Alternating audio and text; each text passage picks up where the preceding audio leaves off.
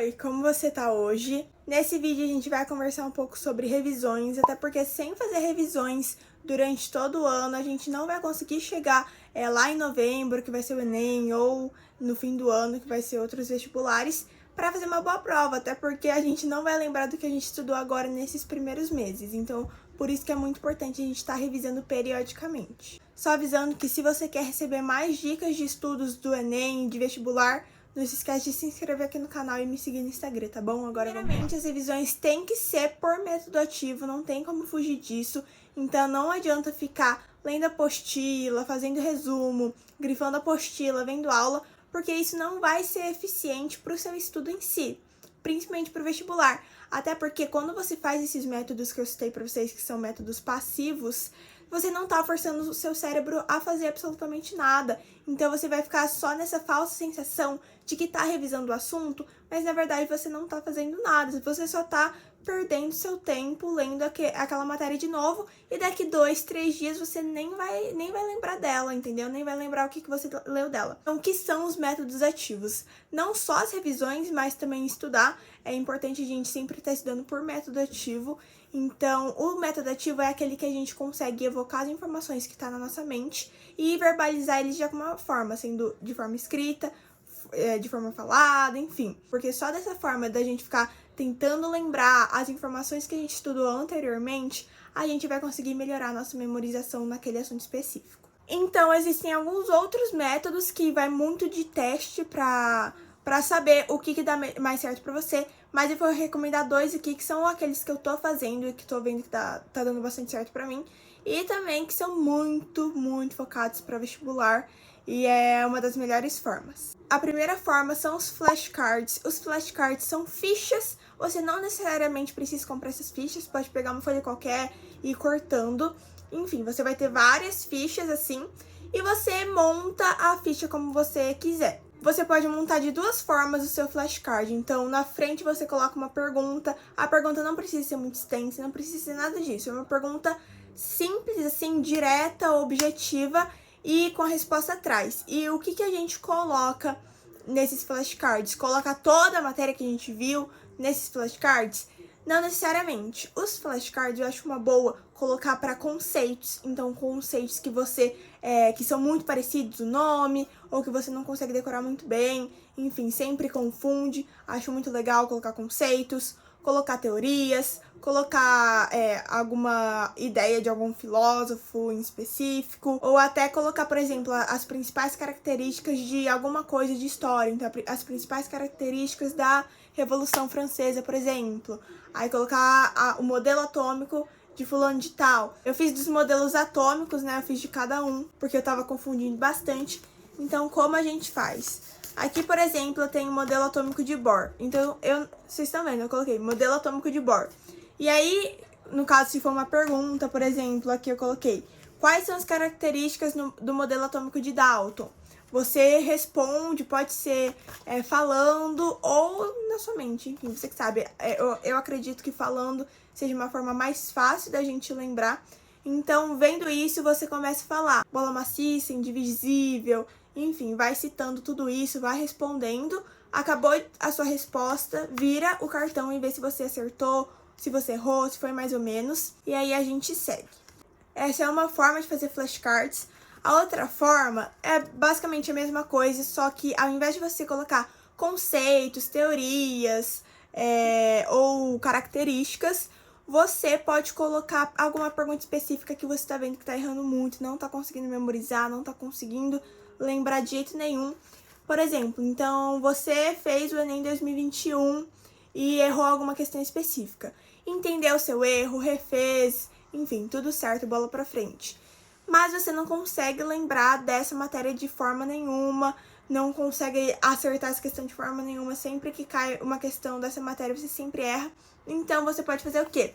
Pegar o cartão e escrever aqui a pergunta, o comando da questão, coloca as alternativas A, B, C, D e com a resposta, e coloca a alternativa correta aqui atrás. E o outro método, tirando os flashcards, é o método que todo mundo deve fazer, é o método que tem que estar no cronograma de todo mundo, todo vestibulando, todo mundo tá fazendo Enem ou qualquer vestibular, deixar um tempo para simulados, listas de exercícios e provas antigas. Essa é uma das melhores formas de revisar, e não só revisar também, porque com as provas antigas, por exemplo, eu já disse isso muitas vezes para vocês, quem me acompanha há mais tempo já sabe, as provas antigas, elas são o espelho da prova que a gente vai fazer esse ano.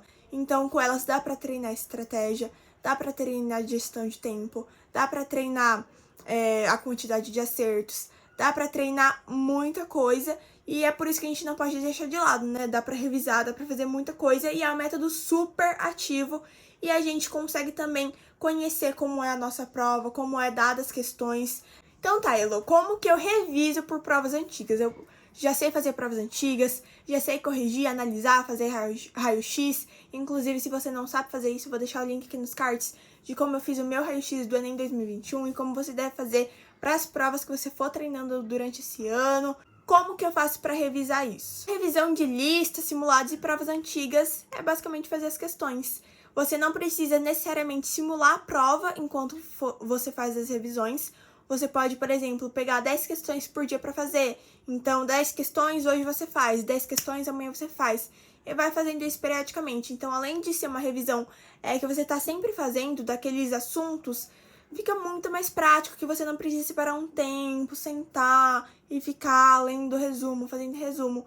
É um negócio super ativo e que poupa muito tempo também. Para quem tá voltando no básico, minha dica é o quê? Você pode sim já fazer as provas antigas, se você não fez o Enem do ano passado. Faça a prova, corrija, veja tudo certinho para você conseguir analisar, para ver onde você tá, em que nível você tá em cada matéria, em cada área.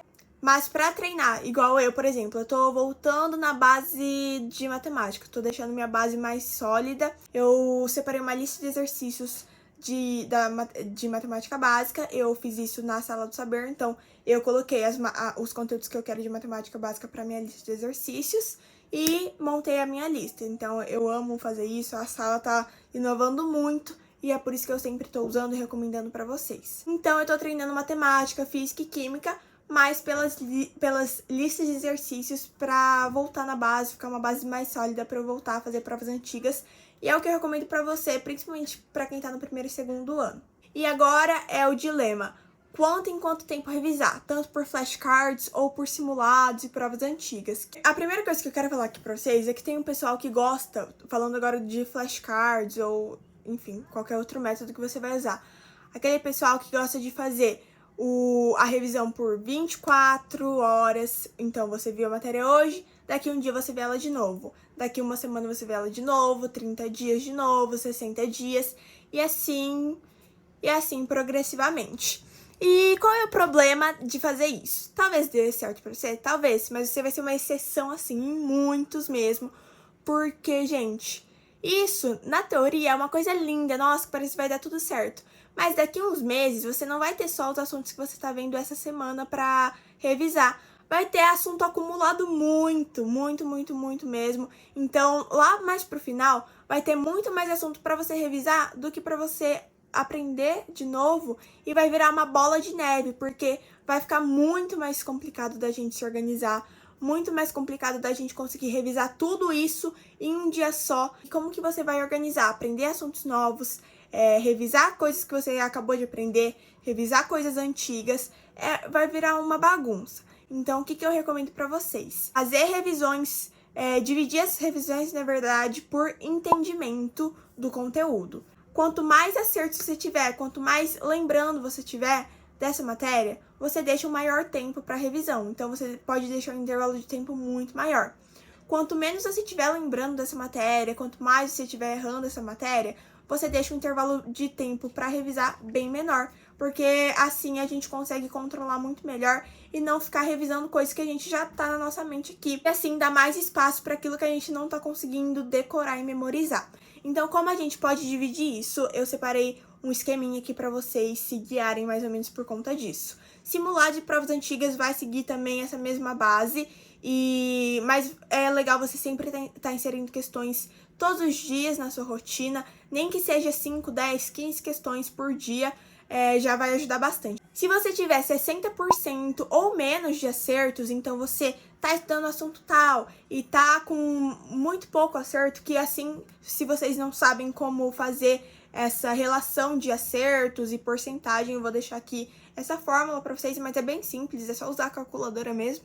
Então, você vê, se você estiver com 60% ou menos de acertos, é legal a gente revisar mais vezes, né, até a gente memorizar esse assunto. Então, coloca aí uma semana depois que você viu esse assunto. Caso você já tenha passado 60%, tá ali pelos 60%, 80% de acertos, e a gente pode deixar um tempo um pouquinho maior do que o anterior para as revisões. Então, você pode deixar lá umas 2 semanas e por aí.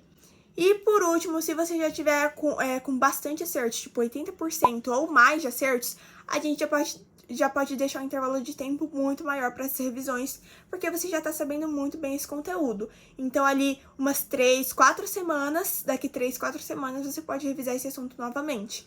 Eu acho que dessa forma, dividir por entendimento do conteúdo vai ser muito mais eficiente e vai ser muito mais fácil de se organizar do que essa divisão de 24 horas, 7 dias, 30 dias, 60 dias, 120 dias e por aí vai até chegar o Enem. Revisão é puro treino, é muito importante a gente fazer.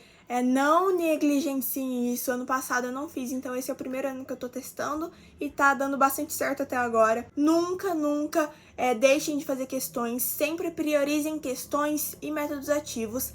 Não fique horas vendo aula, não fique horas fazendo resumo, não fique horas lendo apostila. Um bom estudo para vestibular, tanto para revisões quanto para o estudo em si, é o equilíbrio. Então, não só fazer questões e não só ver teoria. É equilibrar tudo isso, você se baseando o seu cronograma, baseando o seu ano, baseando o seu planejamento a partir dos seus erros, é a melhor forma de se estudar. Espero que esse vídeo tenha ajudado você de alguma forma. Qualquer dúvida que você tenha sobre revisão, sobre redação, sobre Enem e como estudar de uma forma mais eficiente para o Enem vestibulares, pode comentar aqui embaixo que eu tô sempre respondendo vocês. Não esquece de deixar o like aqui embaixo, se inscrever aqui no canal. Beijo, tchau, até a próxima.